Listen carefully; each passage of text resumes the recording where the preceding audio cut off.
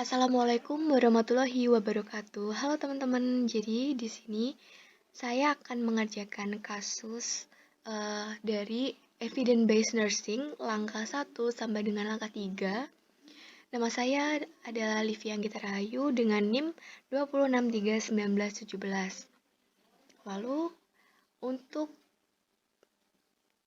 pada kesempatan kali ini saya akan mengerjakan kasus 5 dengan kasus Juli hamil anak kedua. Ia memiliki anak pertama saat usianya 33 tahun dan menjalani amniosintesis untuk mengetahui apakah bayinya menderita Down syndrome. Walaupun hasil tesnya negatif, tetapi ini bukan pengalaman yang baik karena baru dapat hasilnya setelah ukuran kehamilan 18 minggu. Saat ini usianya 35 tahun dengan ukuran kehamilan 1 bulan dan bertanya apakah bisa menjalani tes tersebut dengan hasil yang lebih cepat.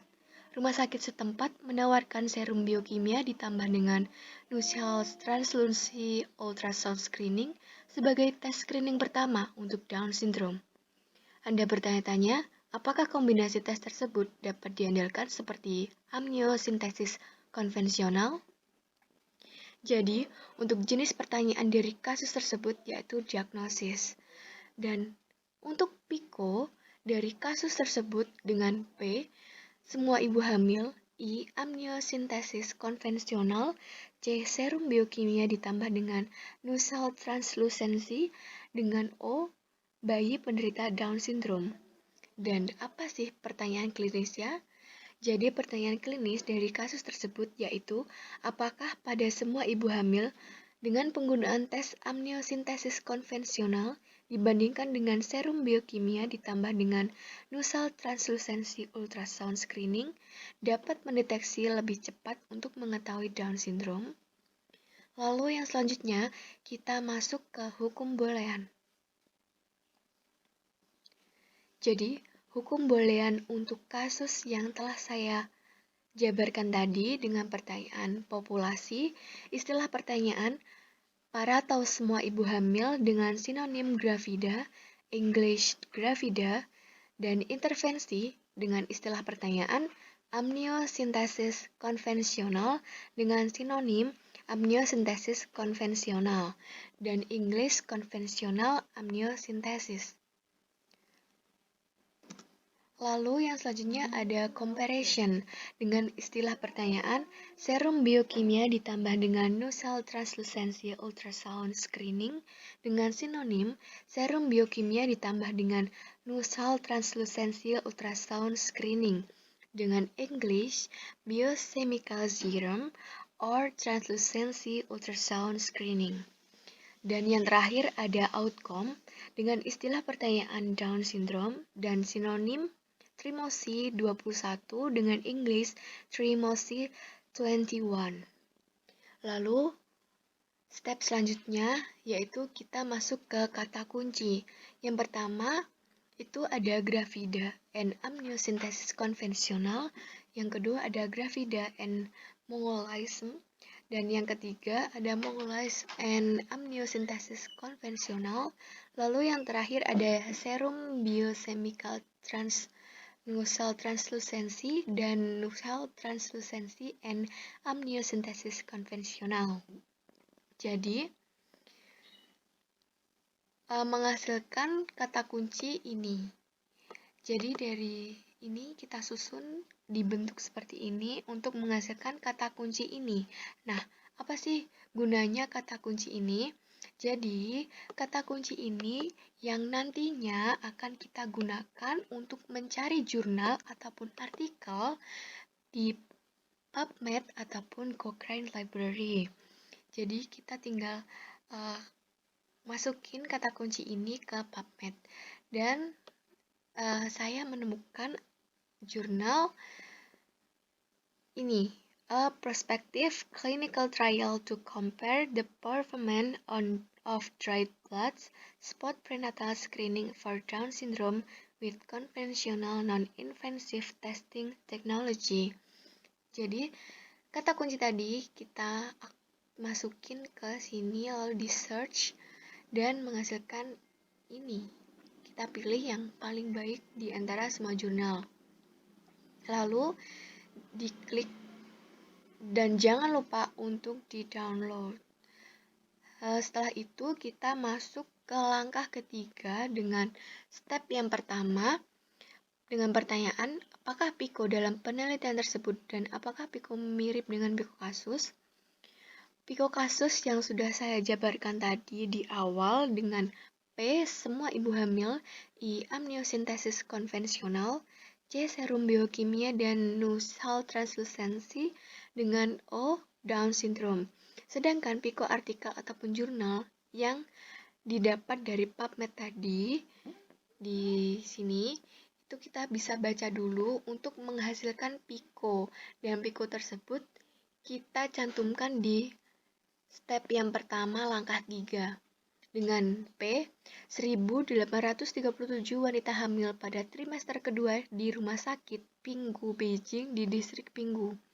Dengan I, DBS, MMS, amniosintesis dan karyotype. Dengan C, susunan polimorfisme nukleotida tunggal atau SNP dengan outcome Down syndrome. Dengan kesimpulan, Pico artikel banyak kesamaan dengan Pico yang dirumuskan berdasarkan kasus. Lalu kita masuk ke langkah 3 step yang kedua. Seberapa baik penelitian tersebut dilakukan? Hasil pencarian artikel ataupun jurnal yang tadi dari PubMed.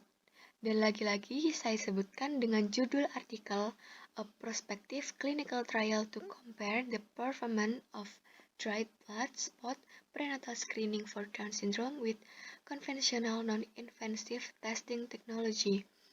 Dengan penulis Hu Yinghu, Yulin Jiang, Minghui Zhang, Xianying Liu, Nahao, Jingzhou, Juntao Liu, Xiao Jinzhang, dan Liang Kunma dengan jurnal Experimental Biology and Medicine 2017 dengan kesimpulan berdasarkan pencarian artikel penelitian tersebut yaitu Design Random Control Trial atau RCT.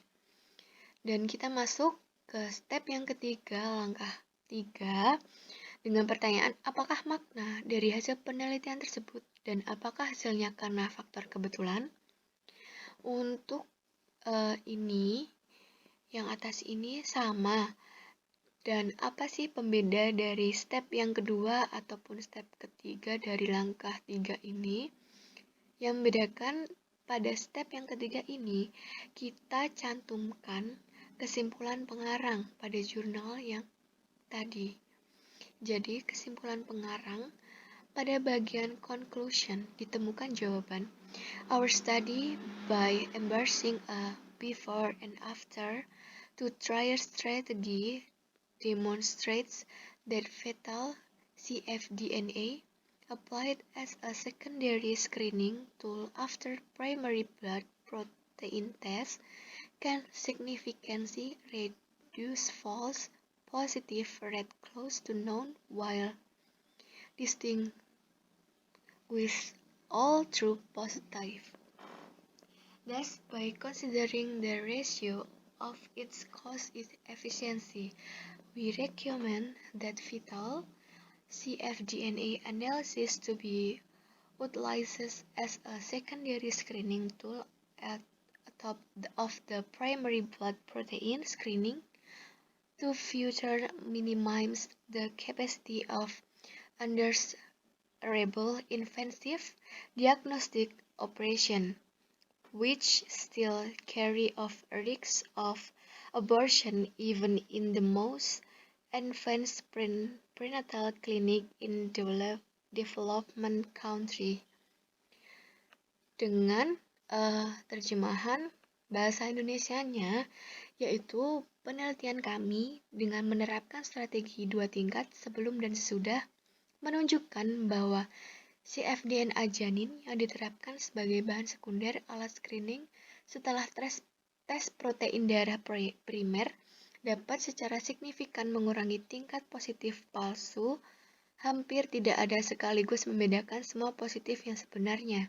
Jadi, Dengan mempertimbangkan rasio karena biayanya dibandingkan efisiensi, kami merekomendasikan analisis cfDNA janin untuk digunakan sebagai alat screening sekunder, screening protein darah primer untuk lebih meminimalkan kapasitas operasi diagnostik invasif yang tidak diinginkan, yang masih membawa resiko aborsi, bahkan yang paling besar adalah klinik prenatal tingkat lanjut di negara maju. Dengan mencantumkan bukti conclusion yang kita cantumkan di step yang ketiga ini, di mana sih kita mendapatkan bagian conclusion ini?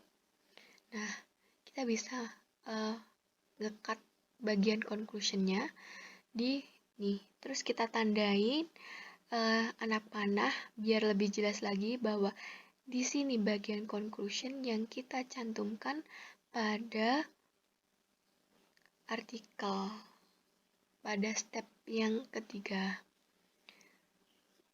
Makanya saya bilang tadi untuk di-download. Terus ini bagian depan jurnalnya. Lalu jangan lupa untuk selalu mencantumkan link jurnal di akhir presentasi. Mungkin cukup sekian yang dapat saya sampaikan tentang kasus 5 EBN pada hari ini. Bila terdapat banyak kekurangan ataupun kesalahan, saya mohon maaf. Wassalamualaikum warahmatullahi wabarakatuh.